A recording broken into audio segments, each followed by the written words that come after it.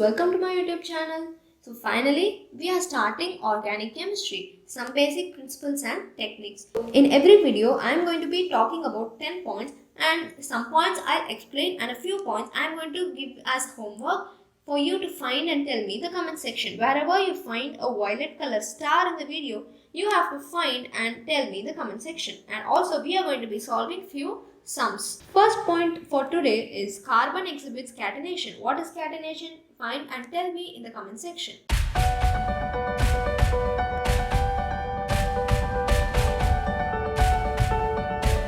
So he synthesized urea, which is NH2CONH2, by heating ammonium cyanate, that is NH4CNO. Okay, so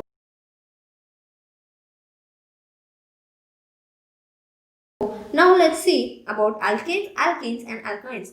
The general form of alkanes is CnH2n plus 2. And similarly for alkenes it is CnH2n and for alkynes it is CnH2n minus 2. You can see CH4, which is methane. Methane has one carbon, so N will be equal to 1.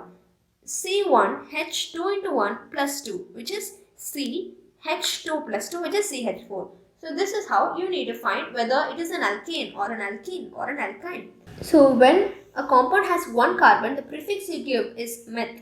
Similarly for 2, 3, 4, 5 carbons, you are going to give eth, prop, but, pent. So meth, eth, prop, but, pent.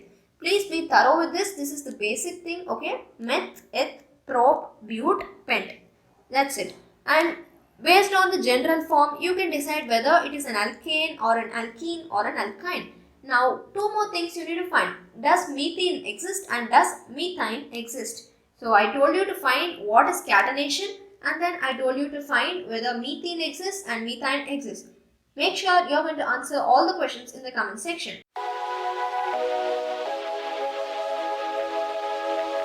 Hybridization influences two things. One is bond length and the second thing is bond enthalpy, which is basically the bond strength. Now, what is the exact meaning of the word enthalpy? Comment down, okay?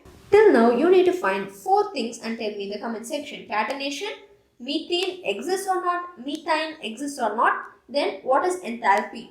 sp hybrid orbital contains more s character and it is also closer to nucleus. It forms shorter and stronger bonds than sp3 or sp2 hybrid orbital. Now, what do I mean by more s character? I'll tell you, but before that, this is very important. Bond strength is directly proportional to the s character and inversely proportional to the bond length. We saw for sp hybrid orbital, which has more s character, the s character increases, the bond strength will increase, but then the bond length will decrease. This is the meaning of this proportionality. Inversely proportional means if one increases, the other will decrease. So, if S character increases, the bond strength will increase, but the bond length will decrease. You can see for sp hybrid orbital, more S character is present. It is closer to the nucleus. So, it forms shorter bond. Bond length is decreasing. The bond length is very short, but the bond is very strong since it is close to the nucleus.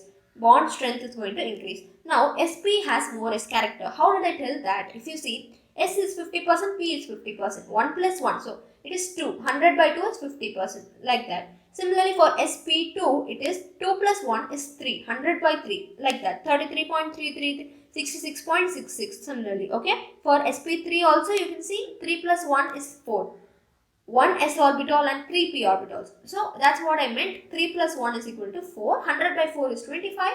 So, S gets 25%. In sp3, s orbital is 25%, which means in sp there is more s character compared to sp2 compared to sp3 and sp2 is second. So, s character, how can you write the order of s character? sp has more s character, next is sp2, then it is sp3. I hope you understood this and please make a note of the 7th point in your book. Bond strength is directly proportional to the S character, but it is inversely proportional to the bond length. You can get questions from this for sure.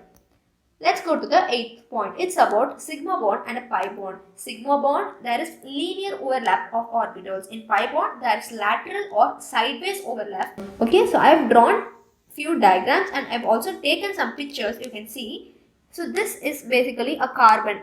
and similarly you have another carbon. You have 3 hydrogens for one carbon and 3 hydrogens for the another carbon, and between two carbons there is a CC sigma bond, carbon-carbon sigma bond, and between carbon and hydrogen you have a carbon-hydrogen sigma bond. So this is sigma bond, that is linear overlap. If you see for pi bond, you can clearly see I have marked with a red arrow there is lateral overlap, which means directly the two orbitals don't touch each other. So that's what I meant by lateral overlap, and the extent of overlap is going to be minimum. I'll draw and show you. You see, if two orbitals overlap like this, the place which they overlap will be more. But in lateral overlap, they don't touch each other more. Okay.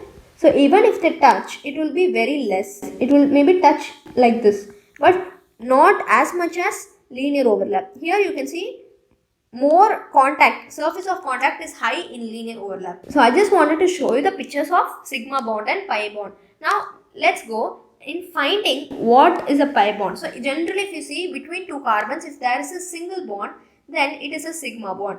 Okay, so single bond is equal to a sigma bond. Then between a carbon and a carbon, if there is a double bond, then one bond is a sigma bond and other bond is a pi bond. So double bond consists of one sigma and one pi bond. Similarly, in a triple bond between two carbons, you can find one sigma bond and two pi bonds. I hope you understood this concept. In a single bond, you have one sigma bond. In a double bond, you have one sigma and one pi bond. In a triple bond, you have one sigma and two pi bonds. That's it. One more very important thing. We saw the general form, right? CnH2n. This is the general form of alkenes. Now, these are all hydrocarbons. What are hydrocarbons? The compounds which contain carbon and hydrogen are called as hydrocarbons. So, basically, alkanes, alkenes and alkynes are examples of hydrocarbons.